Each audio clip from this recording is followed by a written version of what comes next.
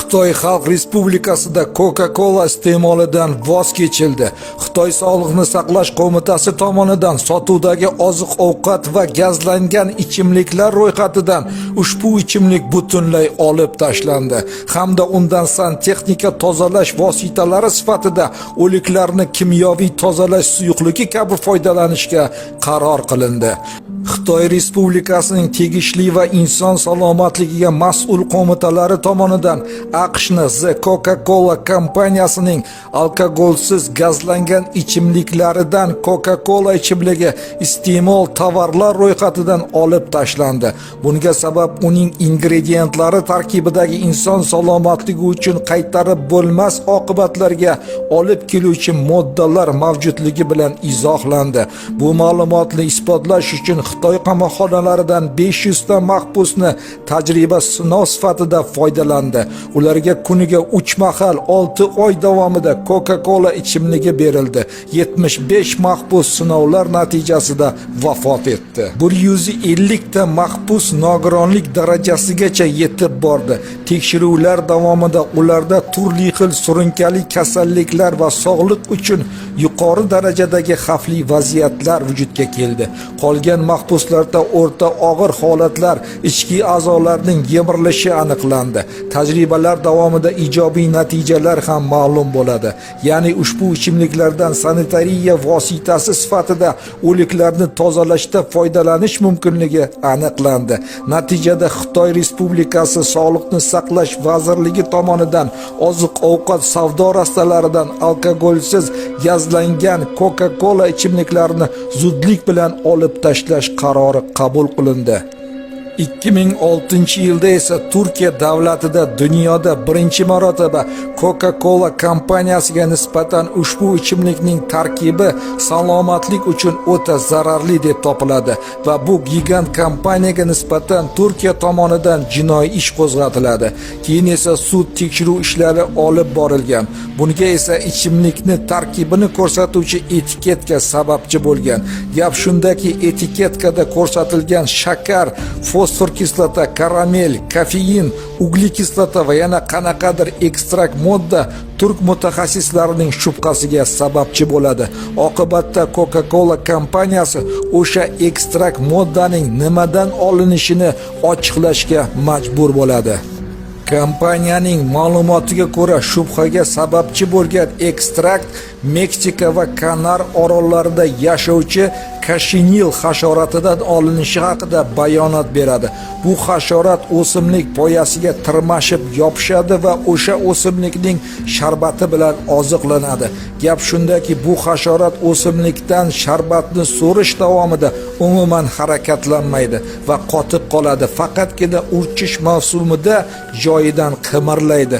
Bu hasharotni yig'ish uchun Meksika va Kanar orollarida gektarlab maxsus maydonlar tashkil etilgan va mahalliy fermerlar ushbu hasharotni jalb qilish hamda yetishtirish uchun maxsus ekinlar o'stirishadi. Mahalliy dehqonlar hasharotlarni yig'ib olgach, maxsus usullar yordamida ularni chala yarim mahsulotga aylantirishadi. Bu hasharot xuddi uzumga o'xshaydi. Kompaniya esa bu hasharotdan dunyoga mashhur Coca-Cola ichimligiga rang beruvchi karmin deb atalgan pigmentni ajratib oladi. Siz va farzandlaringiz sevib ichayotgan o'sha Coca-Colaning betakror rangi ana o'sha kashinil hasharotidan olinadi. Mana sizga Coca so'zining asl ma'nosi qayerdan olingan. Endi biz sizga Cola so'zining ostida nima yashiringanligi haqida so'z yuritamiz. Bunda biz sizga dunyoning brendi The Coca-Cola kompaniyasida 23 yil mehnat qilgan ichki xodimning ba'zi bir manbalarga bergan ma'lumotlarni keltirib o'tamiz. Uning aytishicha, Coca-Cola ichimligining tarkibiga qizilmiya ekstrakti ham kiradi. Gap shundaki, ushbu o'simlikning ildizlari bilan turli xil mayda sut emizuvchilar va ko'rshapalaklar ham oziqlanadi. AQShning minglab fermerlari yirik plantatsiyalarda ushbu dorivor o'simlikni yetishtirish bilan shug'ullanadi. Ularni ildizlarini tonnalab ekskavatorlar yordamida yig'ishtiradi. Natijada millionlab ko'rshapalaklar jarohatlanib o'lib ketadi va ildizlar bilan birga pressga tushadi hamda omborlarga saqlash uchun jo'natiladi. Natijada o'lgan ko'rshapalaklar, sichqonlar va hasharotlarning qoni qizilmiya ildizlariga shimilib ketadi. Faqat qayta ishlov vaqtidagina ularning qoldiqlari va terilari qo'lda ajratib olinadi. Afsuski, Coca-Cola ichimligining rangi qoramtir ekanligi va tarkibidagi shakarning ko'pligidan ushbu ichimlikda ko'rshapalaklar va turli xil mayda sichqon sifat kemiruvchilarning qoni hamda oshqozonining suyuqligi borligini hech kim fahmlamaydi. Albatta, bu gigant kompaniya o'z brend mahsulotini salomatlik uchun xavfli ekanligini berkitish maqsadida turli xil oziq-ovqat ximikatlari bilan ishlov beradi. Ushbu kompaniyada 23 yil ishlagan xodim biror marta ham Coca-Cola iste'mol qilmaganligini aytib o'tadi. Demokratik davlat bo'lgan AQShning Washington olimlari Coca-Cola tarkibidagi karamel moddasini umuman karamel emasligini isbotlab berdilar. Aslida karamel deyilayotgan ushbu modda shakar, ammiak va sulfit kislotaning yuqori bosim hamda yuqori haroratda olingan inson salomatligi uchun o'ta xavfli bo'lgan, hattoki o'limgacha olib boradigan aralashma ekanligini ma'lum qiladilar.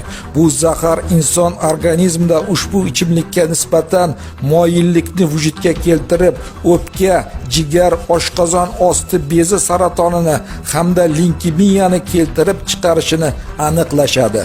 Shu bilan bir qatorda ichimlik tarkibidagi turli xil sitrus o'simlik va mevalarning efir moylari hamda ziravorlar aralashmasi deyilgan qo'shilmasi o'rniga efir bilan to'yintirilgan spirtdan foydalanilganligi ma'lum bo'ladi. Karmin moddasi esa yaroqsiz ekanligi isbotlanadi.